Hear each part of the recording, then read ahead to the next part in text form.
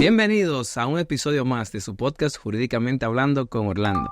En el episodio de hoy vamos a estar hablando de un tema que afecta a muchas personas. A veces uno no quiere verse envuelto en esto, pero son temas que, independientemente del gusto de las personas, pues se ven en un momento u otro involucrados en esas situaciones y por ende tenemos que llevarles a ustedes, como siempre, la información de manera llana y precisa sobre ese tipo de situaciones. El tema que vamos a estar hablando en el día de hoy es sobre la pensión alimentaria, popularmente conocido también como manutención de menores de edad. Vamos a hablar hoy solamente de los menores de edad. En ese sentido, comenzamos. Cuando hablamos de pensión alimentaria, aunque su nombre habla de alimentos, como su nombre lo indica, es importante aclarar que la misma ley define qué se debe entender por alimentos. Les hago la aclaración porque recientemente estuve en un juzgado de paz y la fiscal que nos atendió hizo referencia a que solamente se podía hablar de alimentos, es decir, comida. Pero la realidad es que la ley, el Código del Menor, establece de manera clara y precisa cuáles son esos alimentos. Alimentos se debe entender, aparte de obviamente la comida, se debe entender también los servicios básicos que necesita el menor para poder subsistir.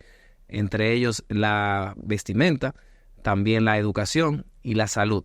Por ende, cuando alguien le hable de que solamente la persona que no está aportando para su hijo tiene que aportar solamente para los alimentos, usted tiene que decirle que no. Y le busca entonces la ley y le indica, le vamos a dejar siempre como siempre abajo de este video el artículo del Código del Menor, y le indica que realmente cuando usted habla de manutención o de pensión alimentaria tiene que cubrir todos esos puntos. Antes de seguir entrando en materia, también entonces tenemos que definir a quién se le debe reclamar alimentos o pensión alimentaria. Miren, lo primero es una definición básica, pero todo padre o madre tiene derecho a exigir al otro padre o madre que le aporte en todo lo que tiene que ver con la manutención de ese menor de edad. Como he dicho anteriormente, están los alimentos, están la vivienda, está la salud, la vestimenta. Entre todo lo que tenga que ver con poder mantener de manera efectiva a ese menor de edad y llevarlo de una manera digna hasta la mayoría de edad. Entonces, aquel padre que no esté recibiendo un aporte económico del otro padre o madre, entonces tiene el derecho a reclamar ante los tribunales esta pensión. Esta pensión es importante aclarar que solamente se refiere al 50%. Miren, hay personas, y sabemos que se utiliza mucho, que dice, yo me voy a juntar con este hombre o con esta mujer porque tiene dinero, me voy a quedar embarazada, y entonces o en el caso del hombre la voy a embarazar, y luego que nace la criatura, pues entonces quieren quedarse con la custodia y reclamarle al otro porque el otro tiene dinero, reclamarle entonces una pensión excesiva. Miren, eso se ve en Netflix, eso se ve en otros países, donde si usted es un multimillonario o multimillonaria, pues el tribunal le va a poner una pensión de acuerdo a lo que usted está ganando o de acuerdo a los bienes que usted tiene. En República Dominicana no es así. En República Dominicana el derecho a reclamar es sobre el 50% de los gastos del menor. Es decir, que antes de usted ir a reclamar la pensión alimentaria, usted tiene que hacer una listita, ese es mi consejo. Usted hace una lista de qué está gastando el menor en ese momento de su vida. Si es un bebé, si es un niño o ya más adelante un adolescente, usted hace una listita donde, por ejemplo, un bebé, Pampers, leche, también cualquier otro, wipes, cualquier otro tipo de gastos que tenga ese bebé, pues entonces usted hace esa listita. Igual cuando ya el niño es un poco más grande, usted hace la listita y entonces ese resultado que le dé, ese gasto mensual, usted lo va a dividir entre dos. Entonces, a usted le corresponde pagar el 50% de eso y a la otra persona le corresponde pagar el restante 50%. Entonces, ahí viene un tema muy debatible y es el tema de la educación y el tema de la salud.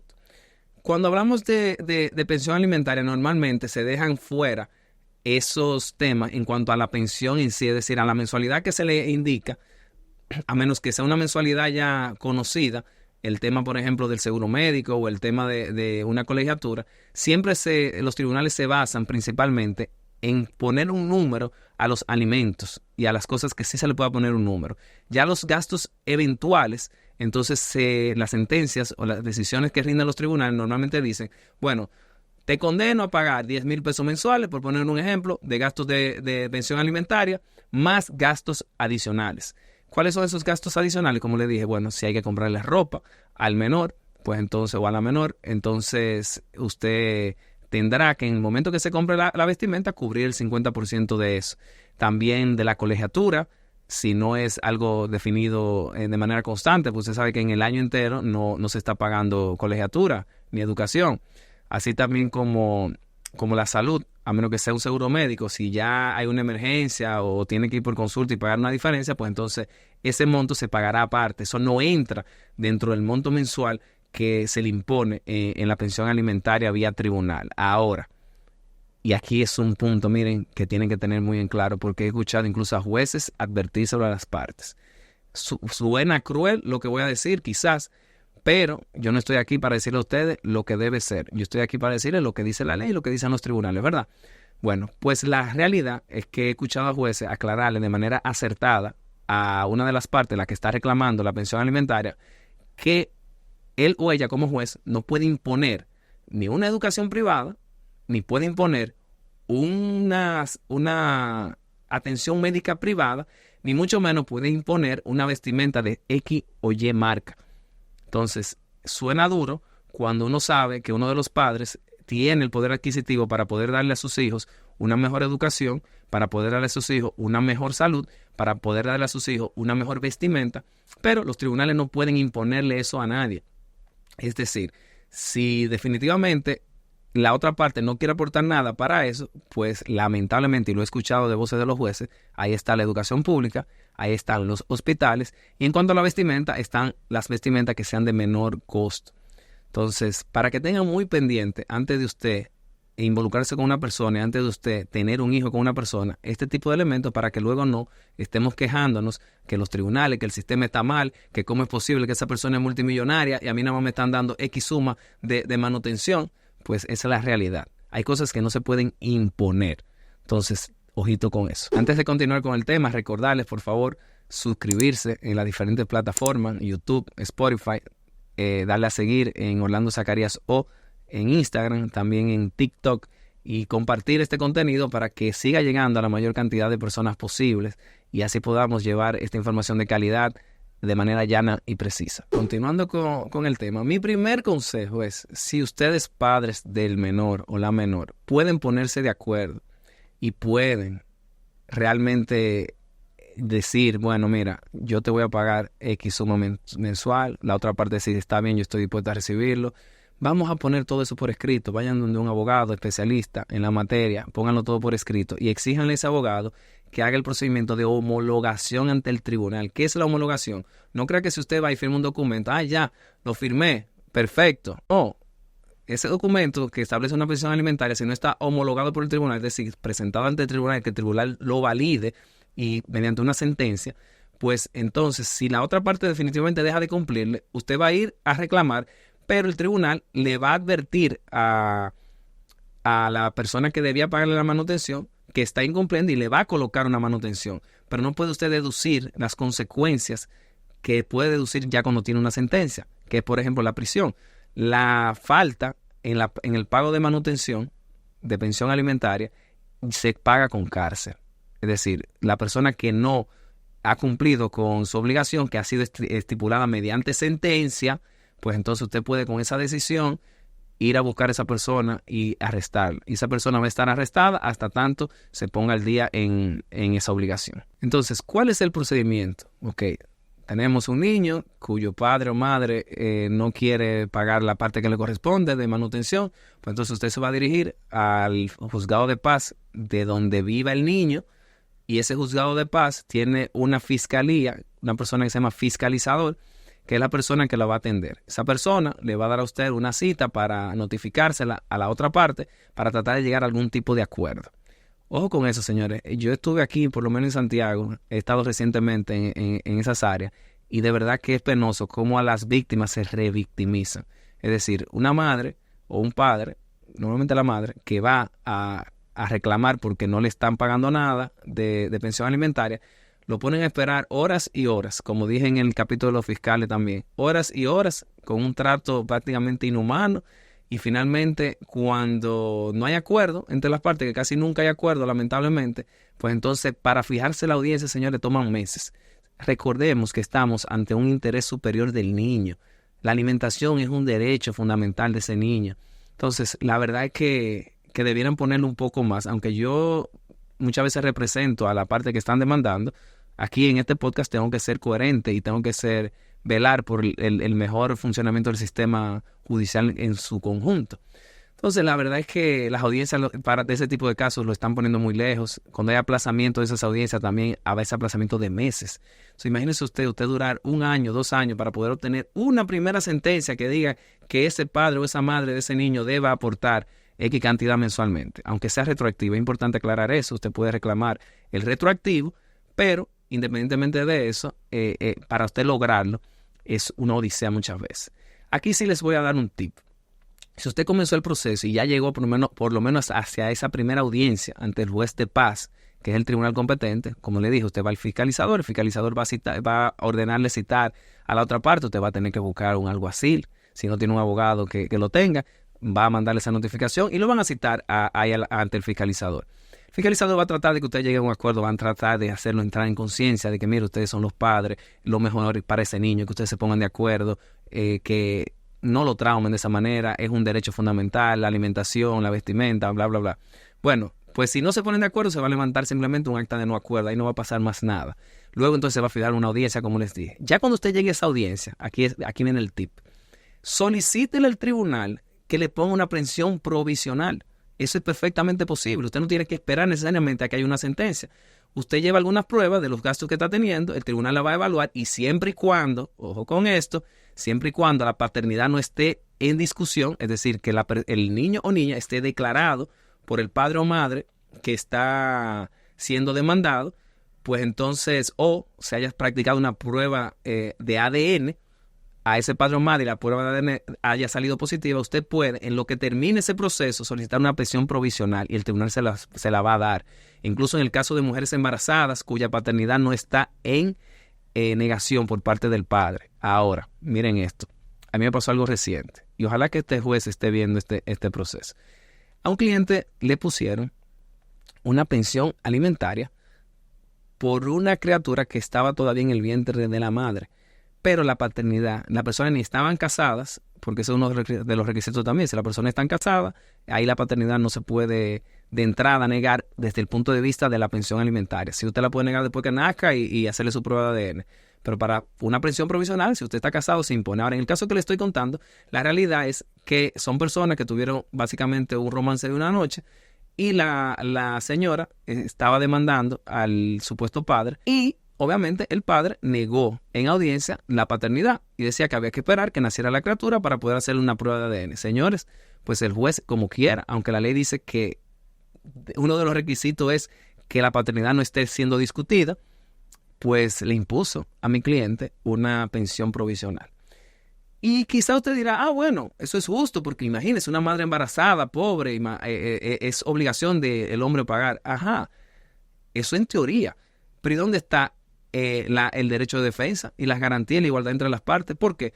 Porque si mañana entonces una persona embarazada viene a donde usted, que está viendo este video, y le dice que usted es el padre de esa criatura, a usted le van a poner una pensión mientras tanto, en lo que nace esa criatura, 9 meses, 7, 6 meses, lo que le falte por nacer, en lo que se le practica un ADN, y si después resulta que ese niño no es suyo, ¿quién le reembolsa a usted ese dinero? Y ese daño, porque si usted no paga esa manutención, usted va a caer preso, esa pensión provisional. Y si usted llega a caer preso y después resulta que ese hijo no era de usted, yo se lo paso en los casos donde usted reconoció la paternidad y posteriormente el ADN dio negativo. Bueno, pero usted de entrada lo había reconocido. Usted está casado. En principio se supone que es suyo, la criatura que es suya, la criatura que está en ese vientre. Pero una persona que de entrada se demuestra que ni reconoce la paternidad, que no están casados, que no tienen ningún tipo de relación, usted impone una pensión provisional.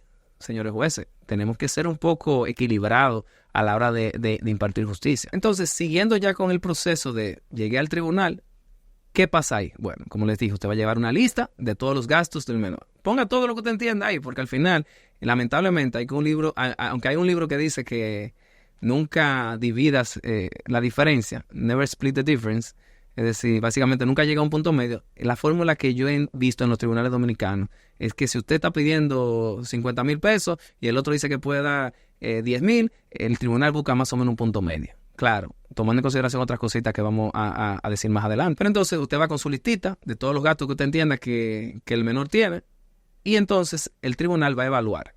Y obviamente la otra parte va a contradecir si eso es verdad, porque usted no va a poner cosas excesivas. Por ejemplo, usted no va a decir que un bebé de 2 meses gasta en alimentación 20,000 pesos, por ponerle un ejemplo. Mucho menos si está siendo lactado, a lo mejor ni está gastando en eso. Entonces, sea sincero. Usted hace una listita con los gastos de ese menor, dependiendo del momento de su vida en el que esté, y entonces usted va al tribunal. Si en la primera audiencia no se va a resolver, o a usted le interesa, porque por ejemplo la otra parte se está declarando insolvente, está declarando que gana muy poco dinero, que su dinero no le da, pues entonces usted puede solicitarle, como le dije, aparte de la aprehensión provisional, usted puede solicitarle al tribunal que le ordene a la Superintendencia de Bancos emitir una certificación que diga los productos financieros que tiene esa persona, es decir, cuentas de bancos y todo tipo de manejo crediticio que esa persona ha tenido, y así el tribunal puede evaluar hasta cuánto puede ese padre o madre que está siendo demandado realmente cubrir el 50% de ese menor. También se le puede ordenar a la Dirección General de Impuestos Internos, DGII, que emite una certificación donde se indique también los movimientos de declaración de impuestos de esa persona, así como las sociedades comerciales en las cuales es socio. Todo esto para poder delimitar si esa persona puede o no pagar X suma. Entonces, aquí vamos con el tema de la determinación de la suma. Evidentemente, el juez tiene la última palabra, pero el juez no puede imponerle a un demandado o a una demandada, porque pueden ser las mujeres demandadas también, que pague algo por encima de sus ingresos. Por eso es que es importante las certificaciones que mencioné anteriormente. ¿Por qué? Porque si usted lo que gana son 20,000 pesos, a usted no pueden ponerlo a pagar 18, 15,000, 20,000 pesos de manutención, porque esto usted no va a poder sobrevivir. Entonces, ¿el juez qué va a evaluar? En primer lugar, va a evaluar la lista de gastos que le está presentando la parte demandante.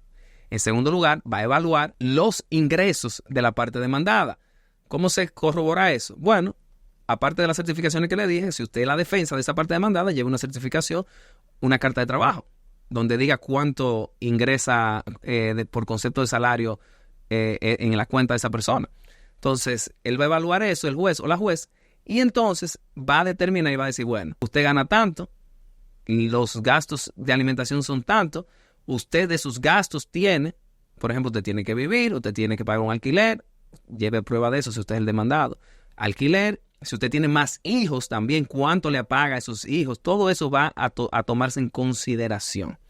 Como ustedes se están dando cuenta, la matemática a veces nos da. Entonces, si usted es una mujer, piense muy bien a quién usted le va, como dicen popularmente, a parir un muchacho. Porque si es una persona que ya tiene más hijos, que ya está pagando otra manutención, una persona que no tiene un buen salario, una persona que no tiene prácticamente ingresos, pues un tribunal no puede obligarlo a pagar más allá de sus ingresos. ¿Por qué? Porque entonces sería básicamente condenarlo a la cárcel. Porque nadie está obligado a lo imposible, por lo menos en ese momento. Entonces, luego que se evalúe todo eso, el tribunal va a tomar una decisión y va a dar una sentencia que va a decir cuánto es que esa persona tiene que pagar mensualmente. Entonces, cuando esa sentencia se emita, lo primero es que esa sentencia es ejecutoria. Se puede apelar, pero la apelación no suspende. Es decir, que independientemente que usted tuviera una prisión provisional antes, a partir de la notificación de esa sentencia, lo que vale es lo que dice esa sentencia. Y la persona condenada va a tener que pagar lo que dice esa sentencia. Y si es retroactivo, por ejemplo, si tenía meses que no pagó, y la sentencia dice que tiene que pagar desde que nació el niño para acá o desde X tiempo para acá, pues también tiene que ponerse al día. Entonces, es ejecutor inmediatamente. La sanción para la no ejecución, como les dije anteriormente, la prisión. Muy fuerte, pero la realidad, el interés superior del niño está por encima de todo. Entonces, un padre o madre que no pagó una pensión determinada vía tribunal, preso. Luego de que está preso, tiene que ponerse al día y ahí lo suelta. Entonces, ojo con eso, conjugarse con eso. No dejen de pagar su pensión alimentaria para que no se vean en una situación bastante fea. Hay incluso, señores, parejas que utilizan esto como arma. Me explico. Dejan que se acumulen varios meses. No me está pagando, que no se preocupe, está bien. Lo acumulan a veces hasta meses y años. Y cuando vienen de allá para acá, preso. todos esos meses acumulados, muchas veces la persona no tiene para pagarlo, los familiares a resolver, a buscar prestado por ahí, a poder pagar eso, y simplemente todo fue una artimaña preparada por la contraparte para ponerlo a usted en esa situación. No es que usted sea un santo por no pagar, pero también se utiliza eso como arma. Así que si usted ve que la otra persona no le está reclamando, lo ideal es que usted le deposite en una cuenta a su nombre y ya. Usted se cubre en salud, va depositando. Pero fulana no me tiene tiempo que no me habla de la manutención y yo tengo un mes que no le pago o no me lo recordó. Sea usted responsable y pague para que se evite, porque puede ser que la otra parte lo que esté maquinando, tenderle una trampa para que usted caiga preso. Y como dije en el capítulo también de la policía y los fiscales, ese tiempecito que usted está preso, sea una semana, sea un día, sea 3 días, nadie se lo va a reembolsar en cuanto al sufrimiento y las calamidades que se pasan en esas cárceles de prisión. Otro tip para las personas que están envueltas en este tipo de procesos es que aquel padre o madre que no esté pagando pensión alimentaria no tiene derecho a solicitar ni régimen de visitas ni guarda. Son un tema totalmente distinto. El régimen de visita y guarda incluso lo conoce otro tribunal, que es el Tribunal de Niños, Niñas y Adolescentes, pero es bueno que lo tengan claro, porque me han venido a decir clientes, pero mira, ese hombre me está ahora demandando en régimen de visitas, un hombre que ni siquiera paga manutención. Espera, si no paga manutención, entonces no debe tener derecho a eso. Lo primero que él tiene que hacer es cumplir con su obligación.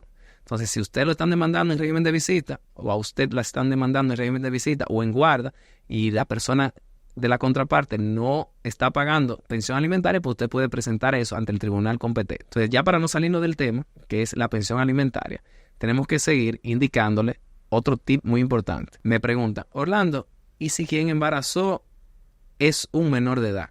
¿Qué pasa ahí? Bueno, la ley es clara. Los padres de ese menor de edad son responsables hasta que ese menor de edad obtenga la mayoría de edad y pueda valerse por sí mismo.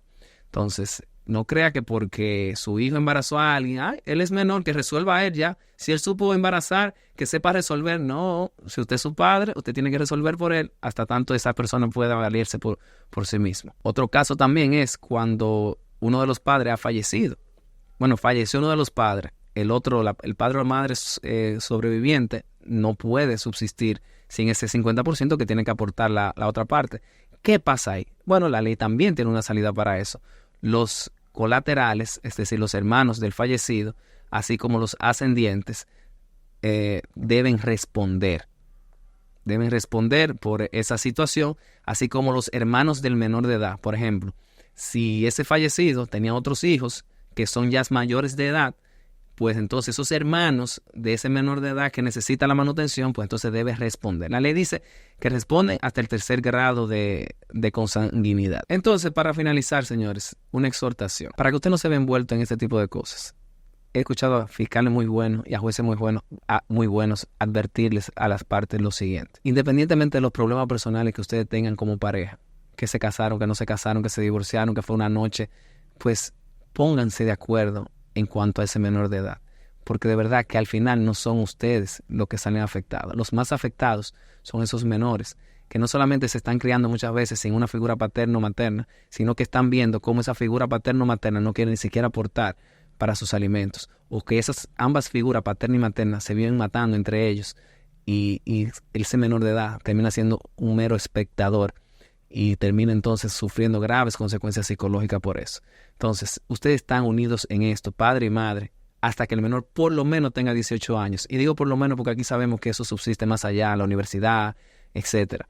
Pero por lo menos hasta los 18 años ustedes están obligados a ponerse de acuerdo. Entonces, se ve muy feo que usted vaya a un tribunal a pelear, a durar años en proceso, a tener que encarcelar a uno de los dos. Traten de ponerse de acuerdo, es mi exhortación. Así que nada, en el día de hoy hemos hablado de un tema muy interesante. Espero que les haya servido. Déjenme en los comentarios su opinión y cualquier otra pregunta que tengan sobre este tema.